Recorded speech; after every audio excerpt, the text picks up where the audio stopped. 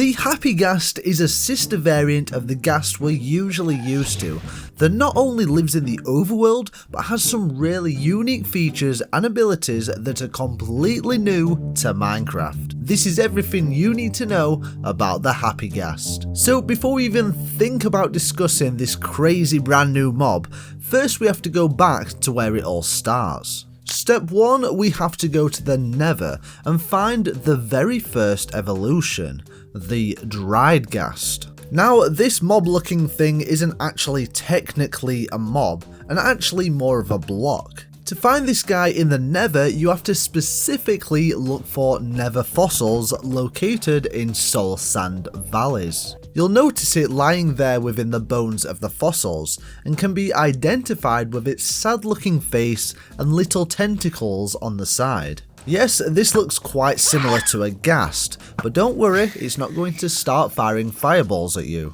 You might be wondering why the dried ghast is looking so sad. And well, the clue's actually in the name.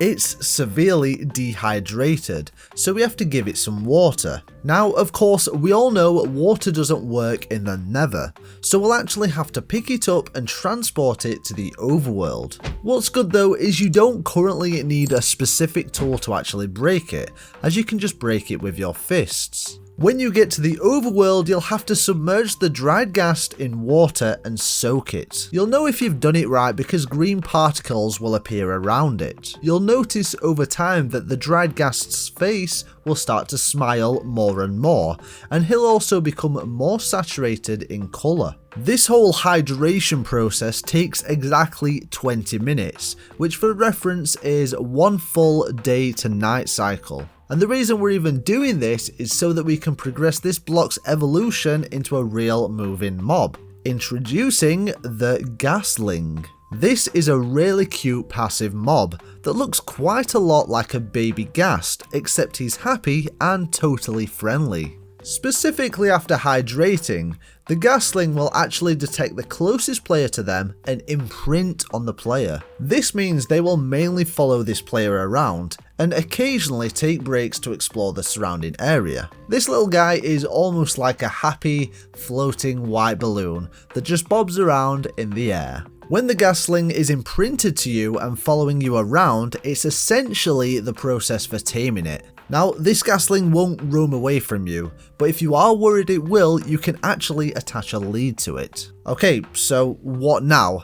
How do we actually get the Happy Ghast we all came for? Well, you can essentially just wait for it to grow up, or you can speed up the process by feeding the ghastling snowballs. This is quite cute considering snowballs both hydrate and cool down the mob. I absolutely love it. So shortly after, you'll get the Happy Ghast, which is the brand new mob added from the Minecraft Live 2025 update in the summer drop. This is of course a passive mob with 40 HP, or for reference 20 hearts of health, and has tons of unique features we've never seen before.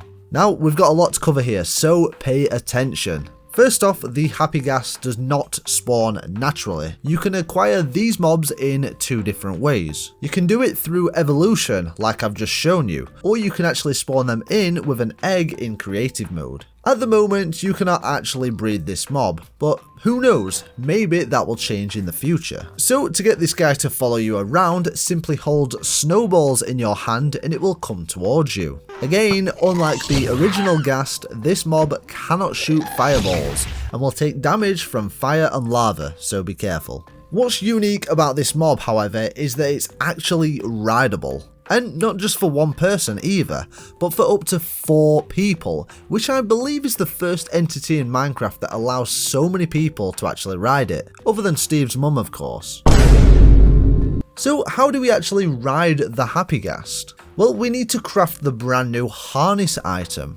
This is very similar to a saddle in how it works, but can be crafted with 3 leather, 2 glass and wool of any type. What's cool though is you can actually swap out the colour of wool to make your Happy Ghast's harness unique, as there's a total of 16 different colour variants. This is of course visible when you equip it to your Happy Ghast. What's extra cool is the harness actually features large vintage style aviator goggles. which stay up when no one's riding and lower and cover the ghast's eyes when it's being ridden, even if the player on top is invisible. So not only is this feature just genuinely good for exploring the Minecraft overworld, either by yourself or with your friends, but also has another unique feature that in a way is similar to creative mode in survival. So when you actually stand up on the Happy Ghast, the mob stays perfectly still and actually becomes a full solid block that you can freely walk around on. How interesting. So why is this a good thing, might you ask?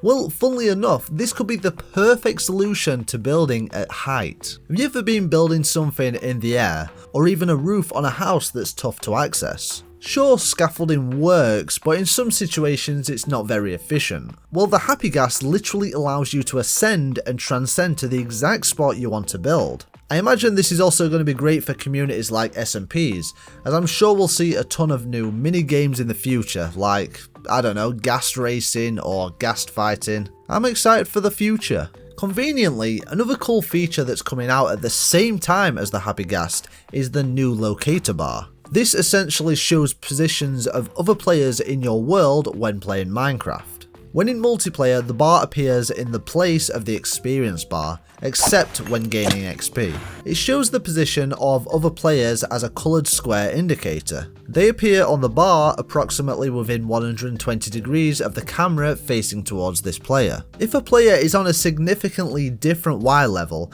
an arrow pointing to the player vertically appears over the square indicator. And finally, players can prevent their position from being shown in the locator bar by either crouching, wearing a mob head or carved pumpkin, or being invisible. But why am I bringing this up in the Happy Ghast guide? Well, you can quite easily ride the Happy Ghast from place to place, making it easier to find your friends within the world using the locator bar. But how will you be using the Happy Ghast? I mean, imagine how easy it will be to explore the End Islands on one of these bad boys. Anyway, subscribe, leave a like, and check out some more guides on this channel.